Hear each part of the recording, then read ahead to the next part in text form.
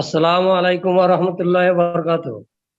ওয়ালাইকুম আসসালাম ওয়া রাহমাতুল্লাহি ওয়া বারাকাতুহু। জি, স্যার, আমার নাম শেখ আমানতুল্লাহ। আমি বর্ধমান ডিস্ট্রিক্ট ওয়েস্ট বেঙ্গলের, বর্তমানে রিয়াদ থেকে মাশাআল্লাহ। বলছি।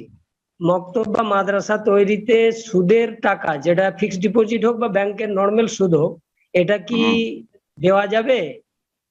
যদি যদি বলে দেওয়া দেয়, যায়। যদি ও ব্যক্তি বলে যে এটা সুদের টাকা দিচ্ছি তো নেবেন না। আর যদি ও সুদখোর হয়, সুদ খাচ্ছে আর দিয়ে দিল চুপচাপ, তো নিয়ে নেন। না, আমার সম্পূর্ণ প্রশ্নটা হচ্ছে, যদি মক্তব বা মাদ্রাসা তৈরিতে সুদের টাকা বুঝলাম তো, দেওয়া বুঝলাম যায়। তো। ওই লোক যে আপনাকে দান করছে মক্ত মাদ্রাসার জন্য, সে কি সুদের বলছে যে এটা সুদের টাকা, নাকি না আপনি দিচ্ছেন সুদের টাকা? না, মানে আমি জানতে চাইছি বিষয়টা। বললাম তো উত্তরটা বুঝলেন না? যদি কোন ব্যক্তি বলে যে এই সুদের টাকা, ফিক্সড ডিপোজিটের টাকা, এটা নাও তোমাদের মাদ্রাসায় লাগাও, এতিমখানায় লাগাও, তাহলে নেবেন না। কথা বোঝা গেছে? আর যদি ও ভিতর ভিতরে দিয়ে দেয়, আপনি জিজ্ঞাসা করবেন না। কেউ দিতে আসলো, এই ভাই এই টাকা কোথা থেকে, তোমার সুদের টাকা না হালাল না হারাম, এই জিজ্ঞাসা করার অধিকার নেই। এটা বাড়াবাড়ি।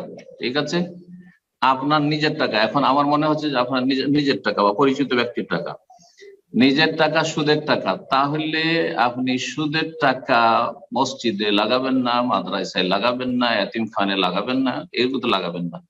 একেবারে সমাজের যারা নিহাত গরিব মানুষ, একেবারে অচল, চিকিৎসা করতে পারছে না, মরে যাচ্ছে, অথবা তাদের ভিটে মাটি নেই, তাদের বাড়িঘর নেই, বাড়িঘর ভেঙে পড়েছে, অথবা বাড়িঘর তৈরি করতে পারেন, একটা ঘর নেই থাকার মতো, এইরকম যারা একবারে নিঃস্ব সর্বহারা, তাদের উপর খরচ করে দেবেন।